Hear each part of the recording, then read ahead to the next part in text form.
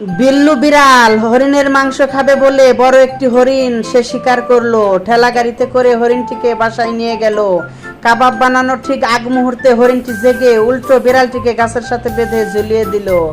বিল্লু বিড়াল তার মামা কুমিরকে ফোন দিল এবং কুমির মামা তাকে বলল, উদ্ধার করতে আসতেছি, তুমি কোনো চিন্তা করো না।